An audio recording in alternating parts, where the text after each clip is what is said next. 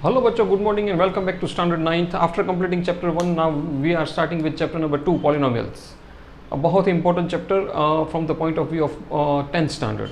तो polynomials ये chapter पूरा आप बहुत ही ध्यान से पहले से ही इसके सारे वीडियो बहुत अच्छी तरह से देखिए, ध्यान से पढ़िए, क्योंकि यही चैप्टर के बहुत सारे कॉन्सेप्ट 10th स्टैंडर्ड में रिफ्लेक्ट होते हैं.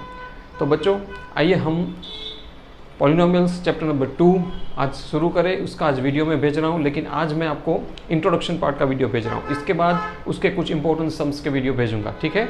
तो सबसे पहले आइए हम स्टार्ट करते हैं इंट्रोडक्शन पार्ट से. अब बच्चों सबसे पहले तो पॉलिनोमियल्स हमने ऑलरेडी उसका बहुत सारा जस्ट जैसे कि मैं बताऊं कि उसकी ABCD पॉलिनोमियल्स की वो आपने 6-7 स्टैंडर्ड से कुछ पोर्शन सीखते आए हो. ये एक एल्जेब्रिक मैथ्स का भाग है और पॉलिनोमियल्स में आपने 7th स्टैंडर्ड में कुछ थोड़ा बहुत सीखा था. पॉलिनोमियल्स क्या है उसके बारे में आपने सीखा था, कहाँ पे उसका उपयोग होता है वो भी सीखा था. फिर 8th स्टैंडर्ड में भी थोड़ा बहुत पॉलिनोमियल्स का भाग आता था. अब 9th स्टैंडर्ड में थोड़ा और डिटेल में आता है. सबसे पहले let us refresh what is polynomial.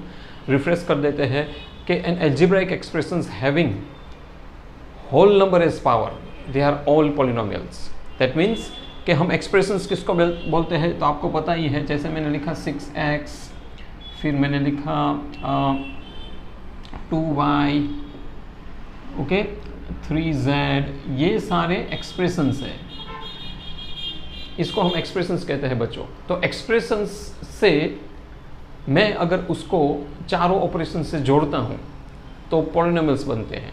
जैसे कि मैंने लिखा 6x plus 3x plus 5 is equal to 0. यहाँ पे अगर माइनस डाल दिया, चलो प्लस डालो तो भी चलेगा, माइनस डाल दिया, तो ये एक पॉलिनोमियल्स बन गया. Polynomials generally power whole number ही उसके पावर होते हैं. जैसे कि 1, 2 ऐसे, यहाँ पे 1 है तो यहाँ 1 ऐसे अरेंज करते हैं ऑर्डर में. हाईएस्ट पावर उसका पहले रहता है तो 2, 1 कांस्टेंट. तो बच्चों ये आपको पता है कि जिसको पावर सिर्फ होल नंबर होने चाहिए, फ्रैक्शनल नंबर नहीं चलेंगे. अगर फ्रैक्शनल नंबर है तो it is not a polynomial at all. Okay, तो अब हम यहाँ पे जिसका पावर होल नंबर हो वो पॉलिनोमियल है. पॉलिनोमियल से ये सारे एक्सप्रेशंस है. एक्सप्रेशंस जब प्लस माइनस अलग अलग 4 ऑपरेशन से जुड़ते हैं तो उसको हर एक अलग एक्सप्रेशंस को टर्म्स भी कहते हैं. जैसे 6x एक टर्म भी है, 2y एक टर्म भी है, 3z एक टर्म ही है. टर्म फिर इकट्ठा होकर जब प्लस माइनस से जुड़ जाते हैं तो वो पॉलिनोमियल्स बनाते हैं, ठीक है. अब टर्म के आगे x, y, z वो सारे वेरिएबल्स हैं, वो आप जानते हो. हमने ऑलरेडी ये 6-7 स्टैंडर्ड में सारे कॉन्सेप्ट पढ़ लिए हैं. कोई एक बहुत नई बात नहीं है ये, ठीक है. तो ये वेरिएबल्स है. वेरिएबल इसलिए कहा जाता है कि उसकी वैल्यू फिक्स नहीं होती है. उसके आगे जो ये वेरिएबल है हमने सीखा, ये कोएफिशिएंट है, ये भी हमने पढ़ा था. तो ये सब पावर्स हैं उनके, राइट, ये भी हमने पढ़ा था. तो एक्चुअली तो हमने ये थोड़ा लोअर ग्रेड्स में पढ़ ही लिया है, वही मैं आपको अभी रिफ्रेश कर रहा हूँ. और ये सब सारी चीज़ें हालांकि 9th स्टैंडर्ड में आपको पढ़नी भी है, इसलिए मैं आपको यहाँ फिर से आपको रिफ्रेश करवा देता हूँ. 6x² प्लस 3x माइनस 5, जहाँ पे जो 5 नंबर लिखा है जिसके साथ कोई वेरिएबल नहीं होता उसको कांस्टेंट बोलते हैं. उसकी वैल्यू फिक्स होती है, ठीक है. तो कांस्टेंट भी आपको पता है, वेरिएबल्स भी आपको पता है, एक्सप्रेशंस भी आपको पता है, टर्म्स भी पता है, कोएफिशिएंट भी पता है.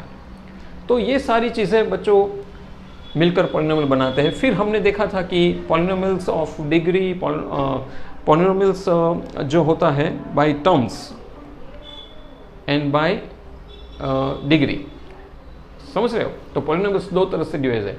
तो मैं टाइप्स ऑफ पॉलिनोमियल्स में मैं ऐसे बताऊंगा कि पॉलिनोमियल्स बाय अगर मैं मानो कि टर्म्स के हिसाब से उसका डिवीज़न करूँ या क्लासीफाई करूँ, तो monomial, binomial, trinomial, this is according to terms.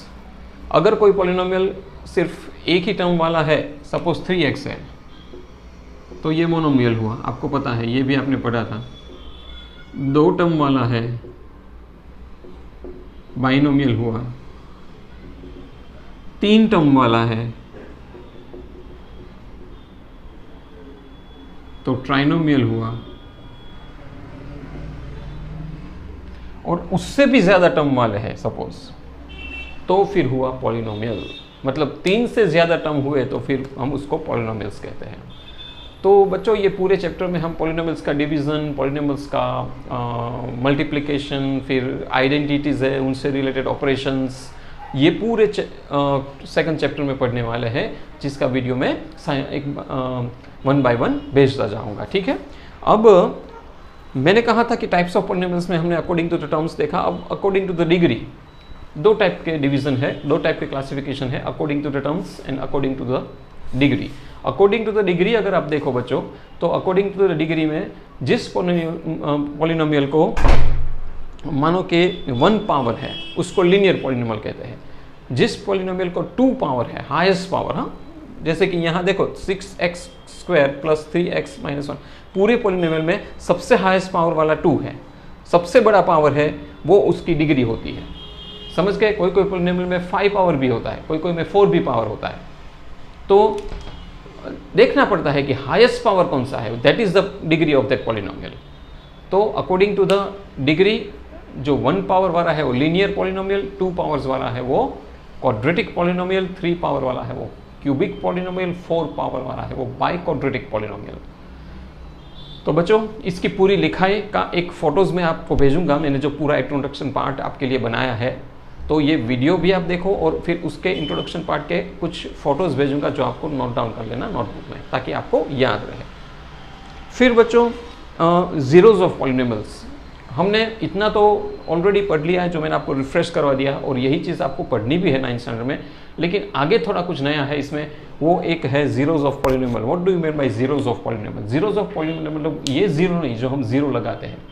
Zeros of polynomial मतलब हम ऐसा कह सकते हैं सिंपल लैंग्वेज में कि फैक्टर ऑफ ए पॉलिनोमियल। समझ गए? तो अगर कोई मानो कि कोई वैल्यू है और अगर वो वैल्यू मैं पॉलिनोमियल में डालूं, मानो कि कोई एक पॉलिनोमियल है जिसमें ये x वाला ही पॉलिनोमियल ले लो, 6x + 3x + 5, जिसमें मैंने x की वैल्यू 2 ली, और अगर इसमें सभी में x की वैल्यू 2 डालकर अगर आंसर 0 आए तो मैं कहूंगा कि वो 2 is a zero of that polynomial. समझ गए बच्चों? Then it is a zero of polynomial. एक तरह से कहूं तो वो वैल्यू उनमें आ जानी चाहिए, वैल्यू डालकर आंसर 0 आना चाहिए, then that particular value becomes the zero of that polynomial या तो फैक्टर ऑफ दैट पॉलिनोमियल। तो हमने वो भी देखा था। एक और चीज़ हमें पढ़नी है यहाँ पे जीरोज ऑफ पॉलिनोमियल के बाद, रिमाइंडर थियरम।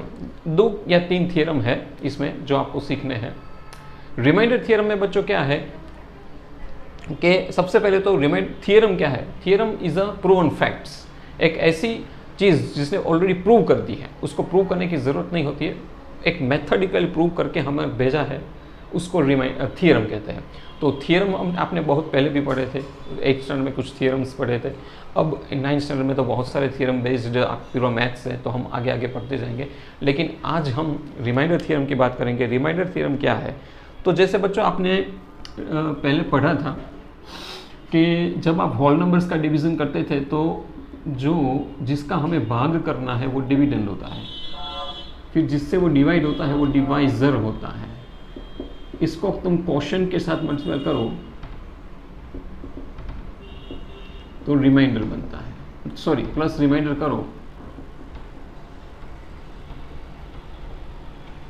तो फिर से डिविडेंड आ जाता है। दैट मीन्स के d = d × Q + R। ये आपने सीखा था जब आपको डिवीज़न प्रूव करना था कि मैंने डिवीज़न किया है वो सही है कि नहीं, राइट बच्चों? तो रिमाइंडर थ्योरम में यही चीज़ सीखनी है। जहाँ पे आप होल नंबर्स के डिवीज़न करते थे, अब यहाँ पे आपको पॉलिनोमियल्स के डिवीज़न करने हैं, बस उतना ही फ़र्क है, कोई ज़्यादा फर्क नहीं है। Here you have to do polynomials के डिवीज़न। अब उसके लिए डिविडेंड के लिए उसने शब्द रखा है P × X, that means dividend. फिर G@X मतलब divisor, Q@X that is quotient, and R@X becomes remainder।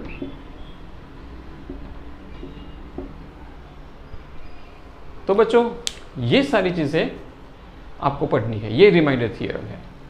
In short, जैसे आप होल नंबर में डिवीज़न करते थे, इस तरह हमें पॉलिनोमियल्स के भी डिवीज़न करने हैं, जहाँ पे आप P8x will be divided by G8x, you will get Q8x और R8x रिमाइंडर, ठीक है। तो वो जैसे सम करेंगे आपको ज़्यादा पता चलेगा। फिलहाल मैं इसको आपको इंट्रो पार्ट में जस्ट बता रहा हूँ। फिर एक फैक्टर थियरम है।